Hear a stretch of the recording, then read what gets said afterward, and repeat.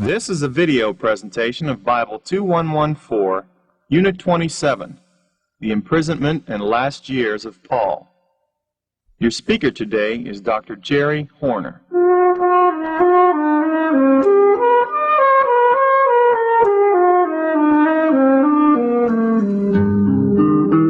The behavioral objectives for this unit are 1.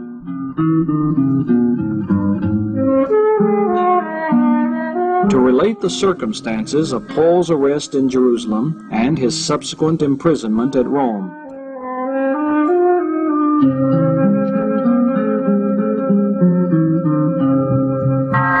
2. To discuss the occasion for and purpose of the epistles to the Colossians, to Philemon, to the Ephesians, to the Philippians, to Timothy, and to Titus.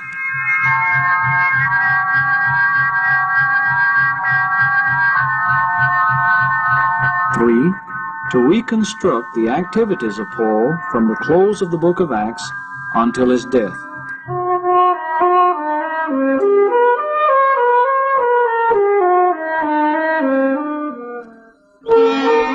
Upon his arrival in Jerusalem at the close of his third missionary journey, Paul was received heartily by the Christians there.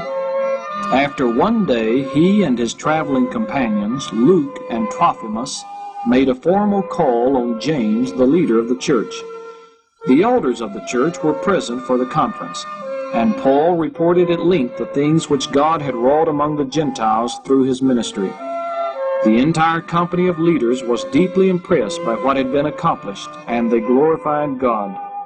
It was probably on this occasion that Paul turned over to these leaders the funds which he so faithfully collected during the past 4 years.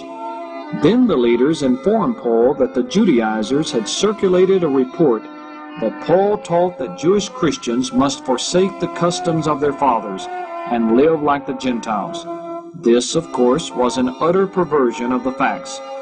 Paul had won the fight for Gentile freedom from the Jewish ceremonial law, but he had not urged Jewish Christians to give up their Jewish customs. But the feeling against Paul was strong and dangerous. In view of this situation, the brethren suggested to him that he pay the charges for the sacrifices of 4 men who had a vow, and that he purify himself with these 4 in the temple, so that men might see him actually worshiping in the temple. Such action would prove that while he advocated Gentile freedom from the Mosaic law, he himself was acting as a good Jew.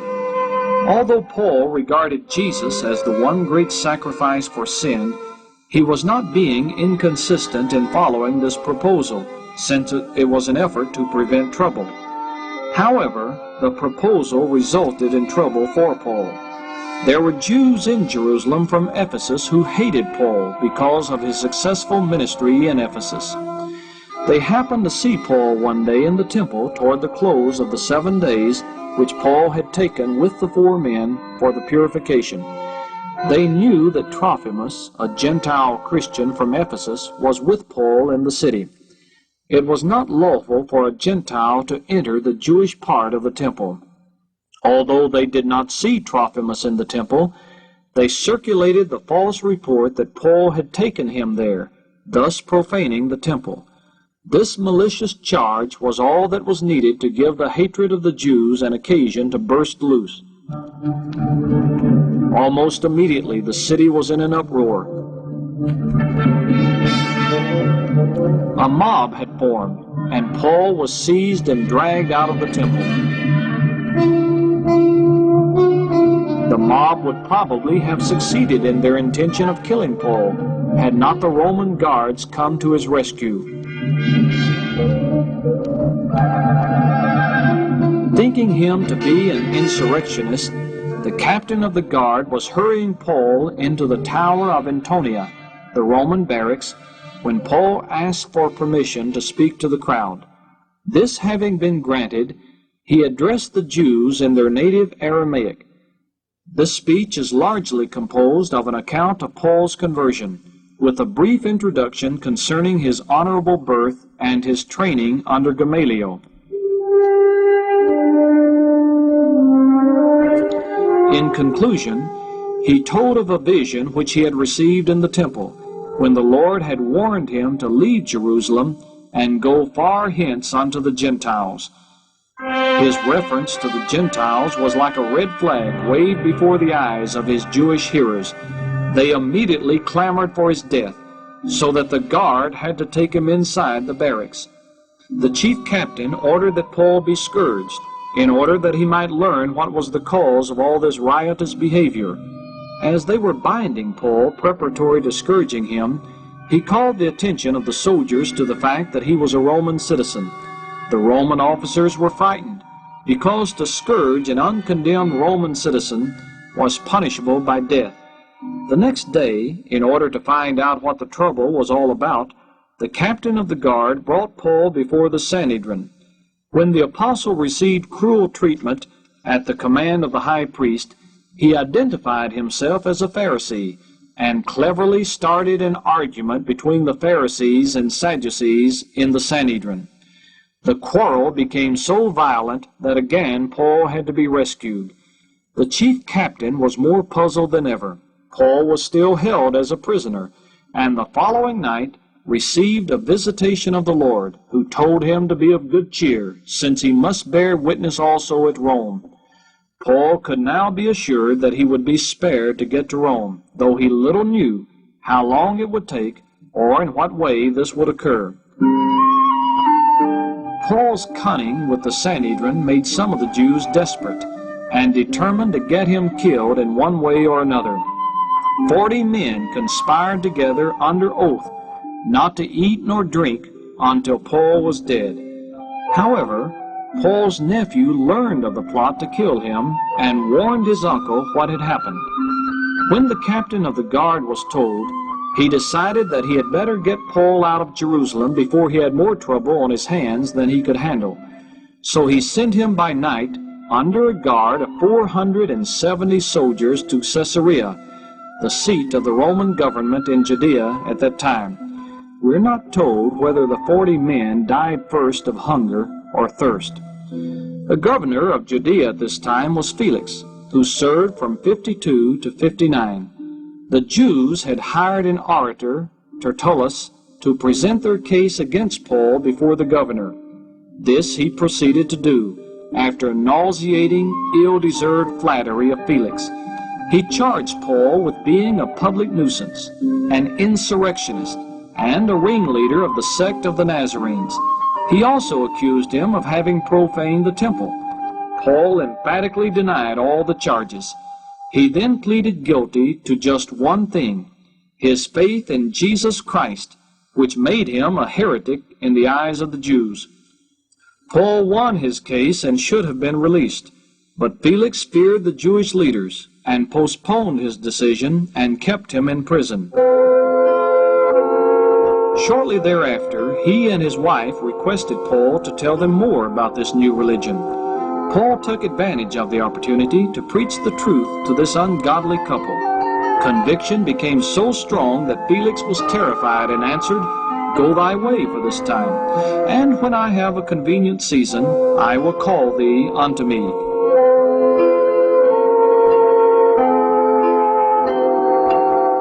The governor's greed for money caused him to leave Paul in prison for 2 years, hoping that a bribe would be offered for his release. Even when he was removed as governor, he left Paul a prisoner, for fear that the Jews might make charges to Rome against himself. Luke was with Paul during this time, and probably used the period for the writing of his gospel while he was near the sources of information.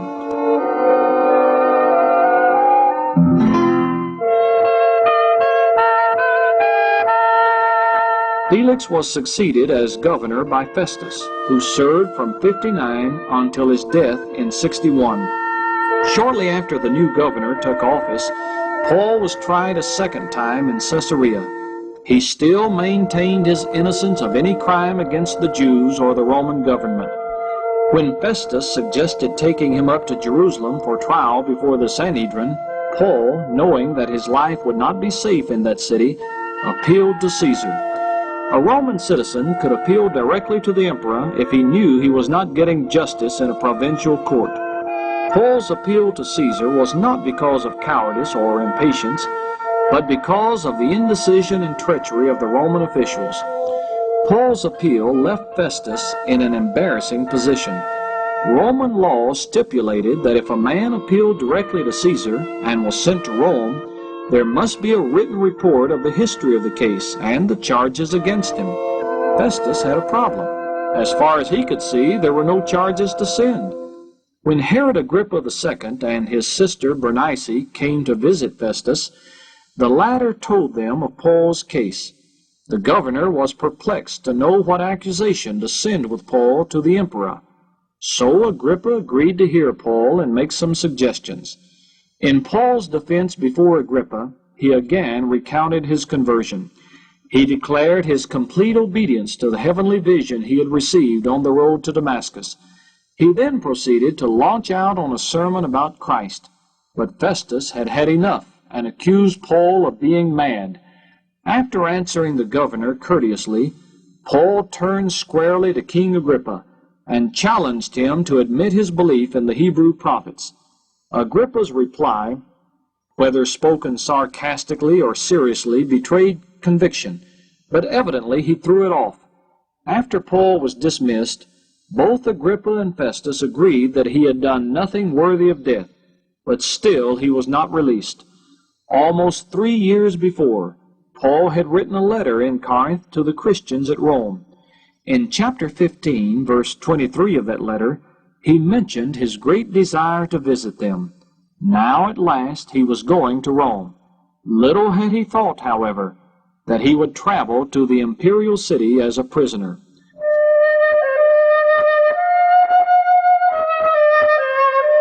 The Lord had assured him in Acts 23:11 that he would indeed see Rome, but it certainly looked for a while as if he would never reach it. Luke was with Paul, and, writing in the first-person plural, describes with great vividness their experiences on the way to Rome. Paul and a number of other prisoners were placed in the hands of Julius, a centurion of the Augustan band. This man was kind to Paul, allowing him traveling companions and permitting others to visit with him. They sailed first to Myra, on the coast of Pamphylia, where they found a grain ship of Alexandria bound for Rome. With great difficulty and after many days, they came to a little port on the southern shore of Crete called Fair Havens. Luke states that the Day of Atonement, which in the year 59 was on October 5th, was already past. The dangerous season for sailing began in mid-September and lasted until early in November. After that, all navigation on the open sea came to an end until early in February. So Paul advised against going any farther, but the majority wanted to push on along the coast some 40 miles to Phoenix, where there was a more commodious harbor. When the south wind blew softly, they took it as a good omen and set sail. But soon after the ship ventured out from the safe harbor, it was caught in a terrible northeast gale and driven for 14 days and nights of awful darkness across the sea. Luke gives in detail and with precision the steps taken by which the lives of all were saved in the most remarkable record of a shipwreck of an ancient ship in existence. When the storm struck in all its fury, Paul proved to be the greatest man on board. When everyone had given up hope, he encouraged those in the ship to be of good cheer, for an angel of the Lord had assured him that all lives would be saved. However, the ship itself and its cargo would be lost.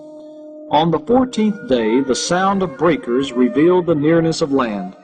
Paul again came to the rescue against the trickery of the sailors, who were seeking to desert the ship, and the plan of the soldiers to kill all the prisoners. The ship went to pieces on the rocks, but every life on board was spared. The land on which they came was the island of Malta. Here the shipwrecked crew and passengers were received hospitably by the natives.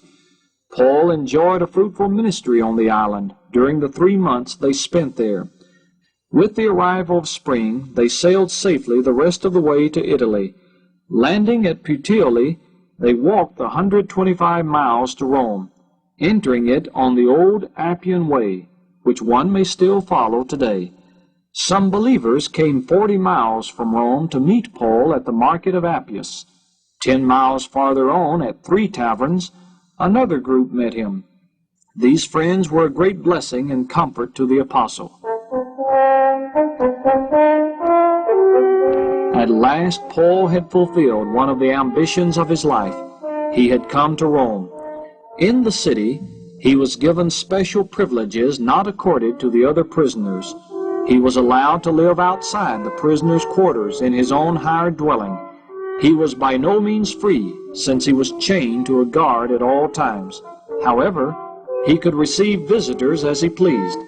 He sought to win the friendship of the Jews in Rome and to lead them to Christ. But when he saw how bitterly they opposed his message, he announced that henceforth he would leave the Jews alone and devote himself to winning the Gentiles in Rome. This he did, and according to Philippians 1:13, his most fruitful mission field was among the soldiers assigned to guard him. For 2 years no charges were brought against Paul, and the book of Acts ends with him still awaiting a hearing before the emperor. These 2 years in prison at Rome were marked by intense activity. In addition to all his work in dealing with the Christians of the city and in winning others to Christ, Paul found time to write 4 epistles known as the prison epistles. These are the letters to the Colossians, to Philemon, to the Philippians, and to the Ephesians. Paul had never been to Colossae, a small village on the bank of the Lycus River near Laodicea. However, it is reasonable to assume that the church at Colossae was established during Paul's 3-year Ephesian ministry.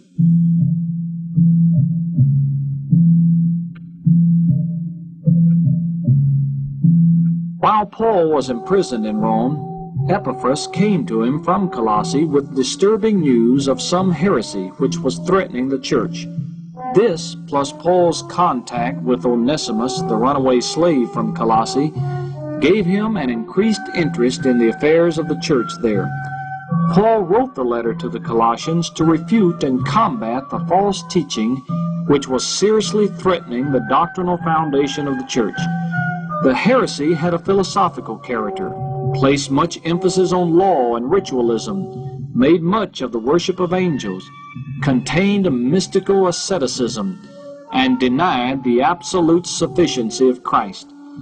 The heresy evidently was a Judaic Gnostic perversion of the gospel.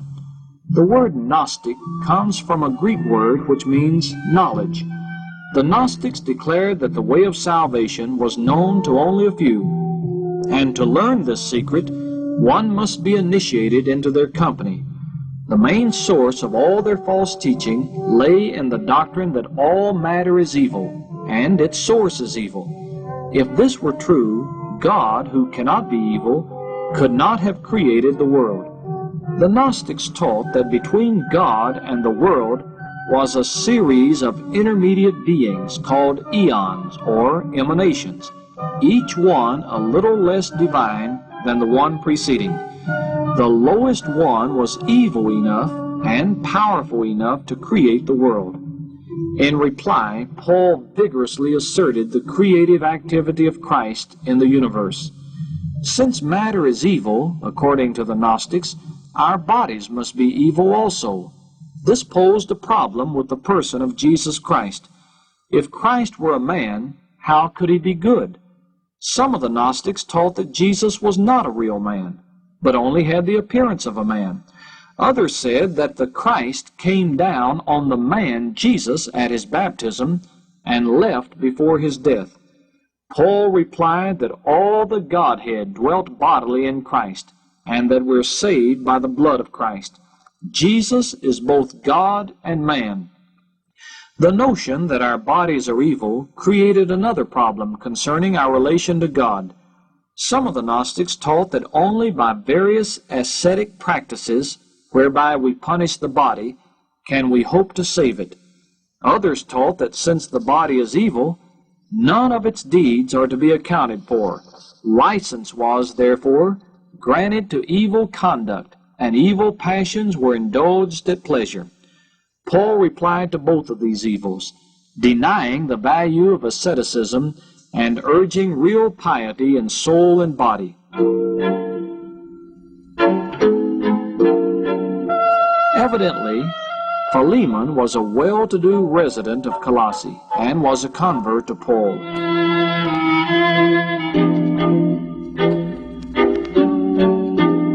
It appears that one of Philemon's slaves, Onesimus, had robbed his master and had fled to Rome.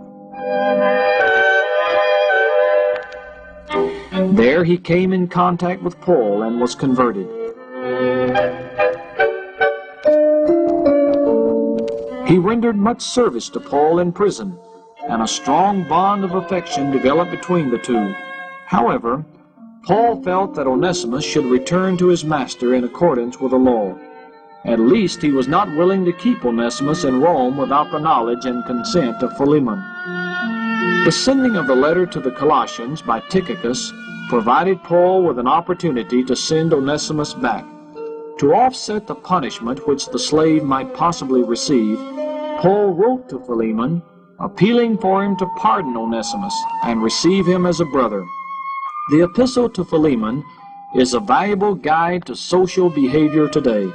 Although it does not deal with the problem of slavery as such, it sets forth the principle that ultimately destroyed the institution of slavery, Christian love. Social evils will never be corrected by education, conferences, legislation, though these are useful and necessary, or by violence, but by the Christian principles set forth in Philemon and elsewhere in the New Testament.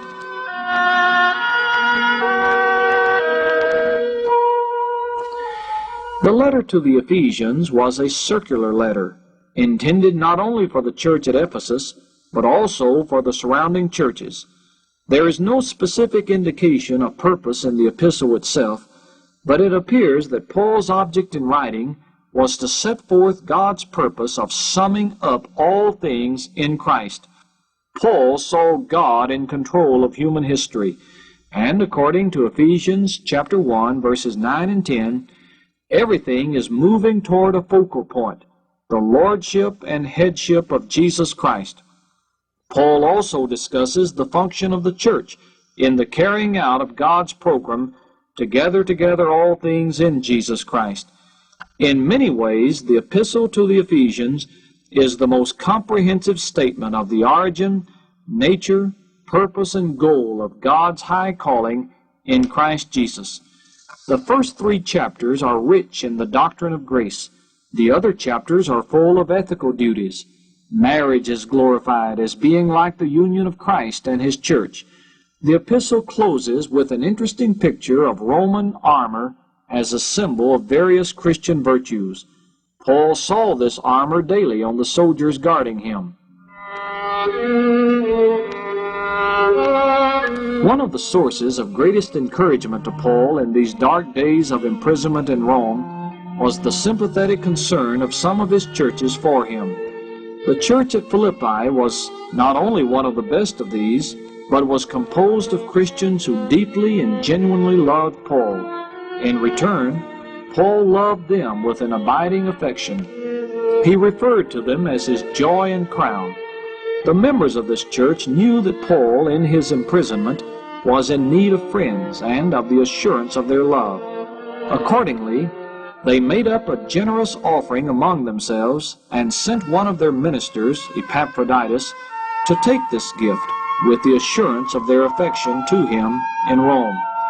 This is the most informal, intimate, and revealing of all Paul's epistles. It is a spontaneous expression of love and gratitude. In it, the great apostle opens up his heart and reveals his joy and gratitude for these fellow Christians. Though it was written from prison amid depressing circumstances, it rings with joy, confidence, faith, and hope.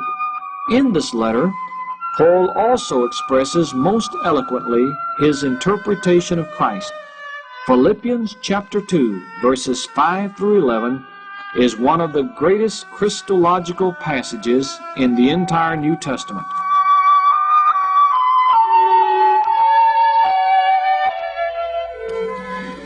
As we have previously noted, the book of Acts closes somewhat abruptly, leaving Paul a prisoner in Rome awaiting trial. Since we have no further record in the New Testament, the question naturally arises concerning the fate of Paul. There are good reasons for concluding that Paul's first imprisonment in Rome was terminated by his release, which gave him several years for further work. The grounds for such a conclusion may be stated briefly. First, the pastoral epistles, 1 Timothy, Titus, and 2 Timothy, furnish strong evidence. There is no possible place in the career of Paul up to the time of his first trial in Rome when he could have written them. This is true of 1 Timothy, since at the time of its writing, Paul was at liberty and had just recently been in Ephesus. In the case of the letter to Titus, Paul had just completed an extended visit to Crete with Titus. This certainly could not have happened before his first Roman visit. The same argument applies in the case of 2 Timothy. In this epistle, the apostle has the conviction that he was soon to be executed, and he was eager for Timothy, who was at Ephesus at the time, to come to him at once. All three of these epistles make it necessary to conclude that Paul had a period of service after his first Roman trial. Paul's own testimony in the epistles to the Philippians and to Philemon, written on his first visit to Rome, indicate that he expected to be released. In fact, he told Philemon to expect his immediate arrival in Colossae and to prepare for his entertainment while there. There is very strong and early tradition which indicates and actually asserts that Paul was indeed released. Clement of Rome, writing around the year 95, asserts that Paul later visited the boundary of the West, which is generally interpreted as a visit to Spain. The Muratorian canon, dating from the mid-2nd century, assumes that Paul's release and visit to Spain are well-known facts. Other traditions agree with these. In view of these facts, it is reasonable to assume that Paul was released after 2 years of imprisonment in Rome and was free to continue his mission for several years afterward. In simple truth, it is not clear that Paul's case ever came to trial. If Festus sent any official charge of the case to Rome, this was probably lost when the ship was wrecked and everything on board went under water. It may be that any charges which reached Roman authorities were so vague and insubstantial that they would not merit a hearing before the court. Nero was notoriously given to procrastination with provincial cases, and it is possible that the case was postponed again and again until finally it was thrown out. Still others believe that a trial indeed was held, but that Paul was acquitted and was released to go as a free man to continue his work.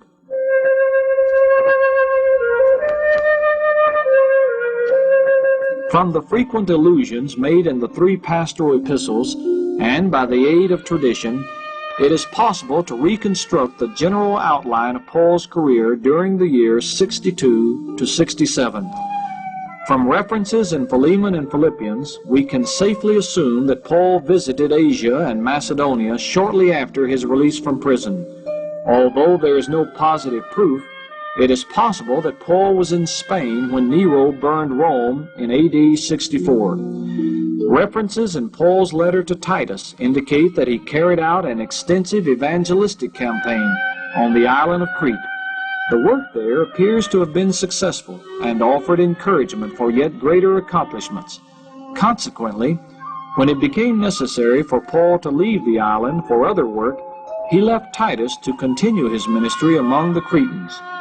References in 1 and 2 Timothy reveal that Paul visited Asia, touching at such points as Ephesus, Miletus, and Troas. According to 1 Timothy 1:3, he was going to Macedonia when he left Timothy in Ephesus. Titus 3:12 reveals that he expected to go on to Nicopolis, on the western coast of Achaia, for the winter. But he was still in Macedonia when he wrote the first letter to Timothy.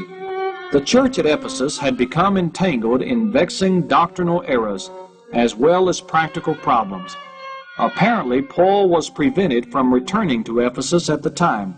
So he wrote to Timothy, in order to encourage him in his difficult task and to instruct him how to carry on the work until he did come. This epistle is therefore largely personal, in that careful instructions are given to Timothy about himself. But Paul also discusses various ecclesiastical problems, such as the qualifications of bishops and deacons, and social problems in the church, like the relations between those of different sex, age, and financial conditions. There is the true solicitude of an old preacher for his younger colleague and son in the gospel. Shortly after he wrote 1 Timothy, Paul wrote a letter to Titus to give him more detailed instructions on how to perform his duties in organizing the work on the island of Crete. It is a very practical letter and is rich in spiritual emphasis. Paul states the qualifications of the bishops which were to be selected there, and offered suggestions for dealing with some false teachers which appeared to be troublesome. He speaks rather sharply at the tricky and unreliable character of the natives of Crete. He counsels Titus to use caution and wisdom in dealing with certain troublesome social problems which were threatening the peace of the church. In closing, Paul urges Titus to avoid foolish and fruitless arguments and be faithful to his chief task.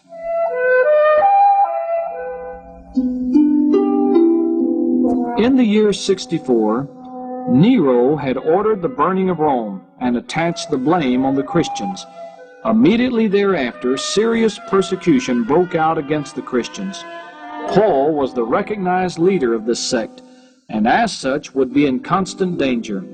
He was now a religious outlaw. Sometime during the year 66 or 67, probably in Nicopolis, Paul was arrested and taken a second time to Rome as prisoner.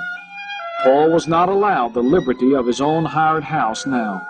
He was closely confined as one charged with a capital crime, and seems to have had a winter of cold and loneliness.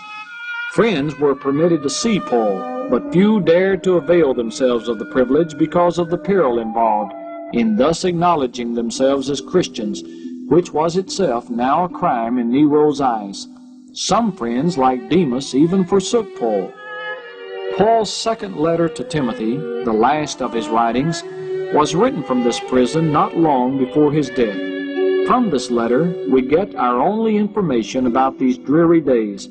When the letter was written, the first stage of Paul's trial had already passed. Probably this was on the less serious charge, and he was then awaiting the real trial. There was some there to accuse him, for he asserts that Alexander the coppersmith did me much evil. Since Paul was internationally known, there was a large crowd present for the trial. Evidently, many whom he expected to stay with him failed to appear, for he says that all forsook me. He adds quickly, however, "But the Lord stood by me and strengthened me." It appears that he was acquitted on the first charge, but there were more serious charges to come. In this letter, he requests Timothy to bring his warm cloak which he had left at the home of Carpus in Troas. In this damp, cold dungeon, he needs it. He appears to be lonely and adds, "Only Luke is with me." Paul urges Timothy to come to him as quickly as possible. We do not know whether Timothy got there before the death sentence was imposed or not. Another touching note is found in this last of Paul's epistles. He had left his books or parchments at Troas, and in his loneliness now he yearns for them. He loved his books and found great comfort and stimulus in them. This letter to Timothy, written either in the fall of 67 or early in the year 68, is not altogether devoted to Paul's personal situation. He is still deeply interested in the work of Timothy and all others who were teaching the way of life. He gives many choice bits of counsel to the young minister, urging him to be a good soldier and to bear his hardships manfully. He advises him to train up other young men, who will be able to train still others. He speaks extensively of the evil days and false teachers, and entreats Timothy to be faithful to the trust committed to him. We have no details on the condemnation of Paul by the Roman court. It probably came quickly. As a Roman citizen, he would be beheaded. When at last the sentence of death was pronounced, the great apostle was taken out to the place of execution, where he lost his life but gained a crown. Here is a brief summary of the last years of Paul.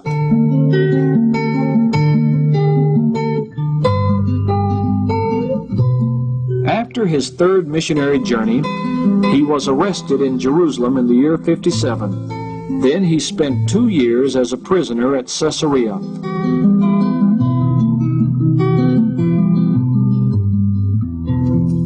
There he appealed to Caesar and was taken to Rome, where he spent at least 2 years. During those 2 years, he wrote Colossians, Philemon, Philippians, and Ephesians.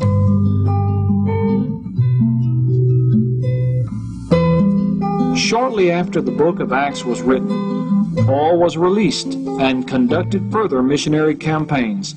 We know that he was in Spain, Crete, Asia, Macedonia, and Greece. During this time, he wrote 1 Timothy and Titus.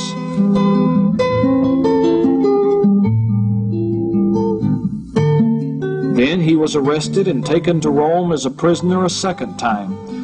During this second imprisonment, he wrote his last letter, 2 Timothy. He was then condemned and executed, probably shortly before Nero's death in the year 68.